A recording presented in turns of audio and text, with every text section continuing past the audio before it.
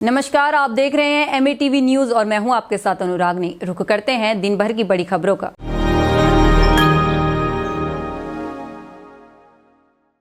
बांग्लादेश की पूर्व और पहली महिला प्रधानमंत्री खालिदा जिया का 80 साल की उम्र में मंगलवार सुबह 6 बजे निधन हो गया है। उनके निधन पर प्रधानमंत्री नरेंद्र मोदी ने शोक व्यक्त किया है। पीएम ने 2015 में उनसे हुई मुलाकात को याद किया और आशा व्यक्त की कि उनकी दूरदृष्टिता और विरासत भारत बांग्लादेश संबंधों को आगे भी दिशा प्रदान करती रहेगी। प्रधानमंत्री नरेंद्र मोदी ने अपने सोशल मीडिया एक्स पर पोस्ट कर लिखा, ढाका में पूर्व प्रधानमंत्री और बांग्लादेश राष्ट्रवादी परिषद की अध्यक्ष बेगम खालिदा जिया के निधन की खबर सुनकर मुझे गहरा दुख हुआ है। उनके परिवार और बांग्लादेश के सभी लोगों के प्रति हमारी संवेदनाएं हैं। ईश्वर उनके परिवार को इस दुख की घड़ी में पीड़ा को सहने की शक्ति प्रदान करे। देहरादून के चर्चित एंजल चकमा हत्याकांड में नया मोड़ आ गया है। पुलिस ने इस मामले में किसी भी तरह की नस्लीय टिप्पणी की बात से इनकार किया है। बता दें, 5 आरोपियों की गिरफ्तारी के बाद अब पुलिस एक फरार आरोपी की तलाश में जुट गई है और इस सिलसिले में पुलिस की एक विशेष टीम को नेपाल भेज दिया गया है, जबकि दूसरी टीम हरिद्वार में छापेमारी कर रही है क्योंकि फरार आरोपी नेपाल का बताया जा रहा है।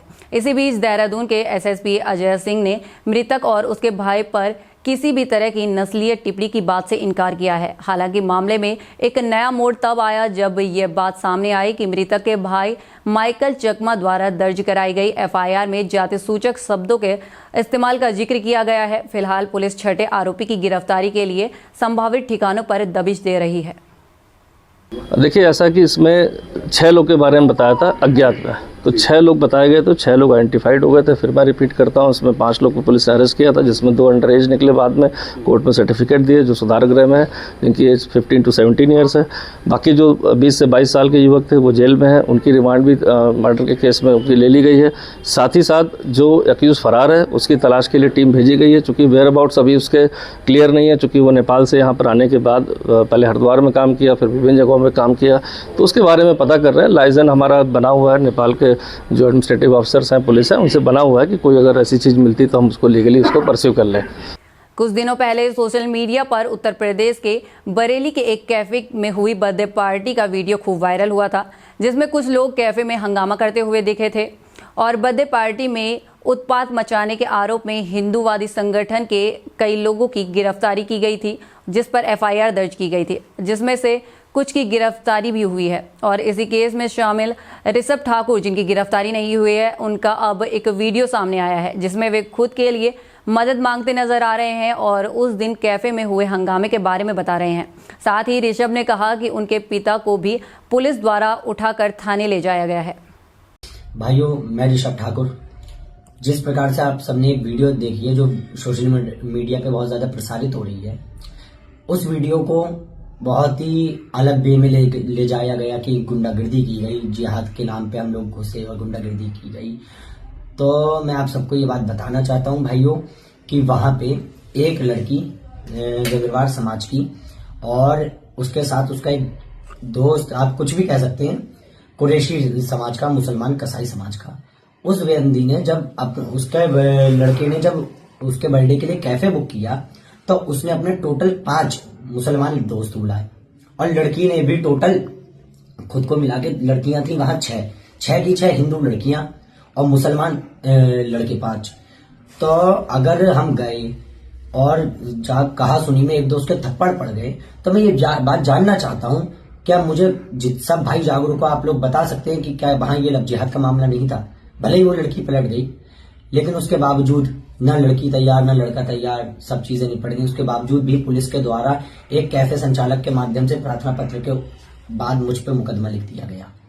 राजस्थान के डूंगरपुर जिला में विकास समन्वय एवं निगरानी समिति की एक बैठक चल रही थी कि बैठक में 2 सांसद आपस में भिड़ गए और विकास कार्यों पर चर्चा के लिए बुलाई गई दिशा की बैठक जंग के मैदान में तब्दील हो गई।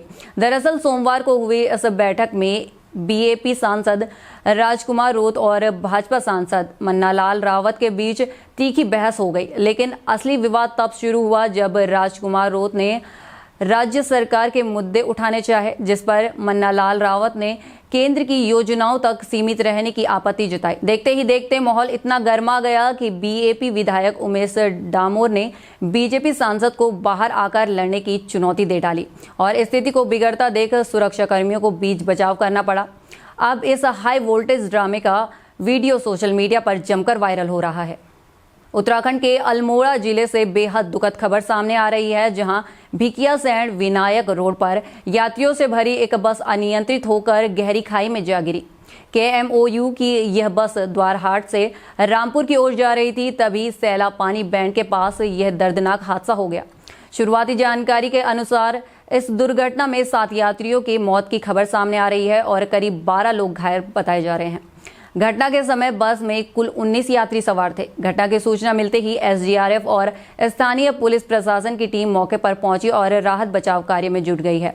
साथ ही मुख्यमंत्री पुष्कर सिंह धामी ने इस हादसे पर गहरा दुख व्यक्त किया है और अधिकारियों को घायल के त्वरित उपचार के निर्देश दिए हैं। दिल्ली मंत्रिपरिषद ने आगामी विधानसभा सत्र के लिए 4 महत्वपूर्ण निर्णय लिए हैं।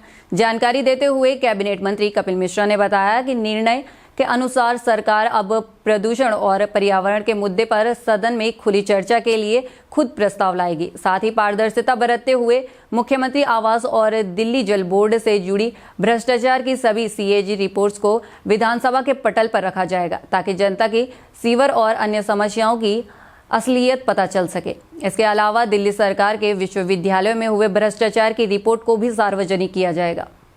मैं आज यहाँ पर 2 चीजें आपको बताने के लिए आया हूं। पहली चीज, दिल्ली की माननीय मुख्यमंत्री महोदया ने कल शाम को एक त्वरित एक्शन लिया।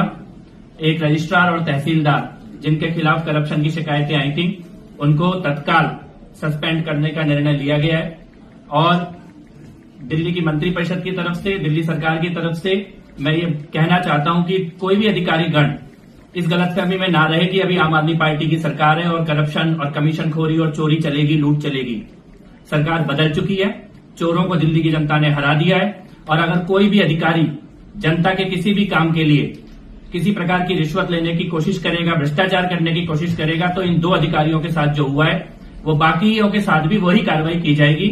किसी भी प्रकार का जनता के साथ किसी भी प्रकार का दबाव या किसी भी प्रकार का लेन देन की बात करने वाले अधिकारी ये समझ लें कि केजरीवाल की सरकार जा चुकी है। केजरीवाल की चोरी और करप्शन की नीतियां अब नहीं चलेंगी।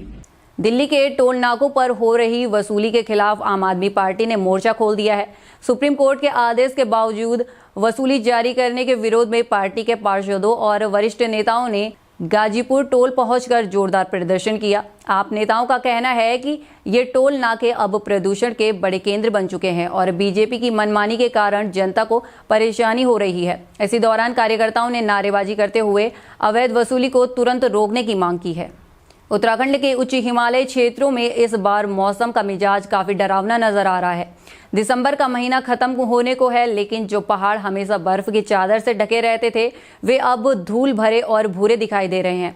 सूखी ठंड और पाला जमने के कारण जनजीवन पूरी तरह प्रभावित है। बर्फ न गिरने से ये आशंका बढ़ गई है कि हिमालय का प्राकृतिक संतुलन बिगड़ रहा है, जिसका सीधा असर आने वाले समय में गंगा और यमुना के जलस्तर पर पड़ेगा। हालांकि कड़ाके की ठंड के बावजूद नए साल का जश्न मनाने के लिए पर्यटक धीरे धीरे बर्फ वाले इलाकों की ओर बढ़ रहे हैं। स्थानीय पर्यटन व्यवसाय और सैलानी अब बस इसी उम्मीद में है कि नए साल का स्वागत बर्फ के साथ किया जाए। ऐसी ही तमाम खबरों के लिए बने रहे हमारे साथ।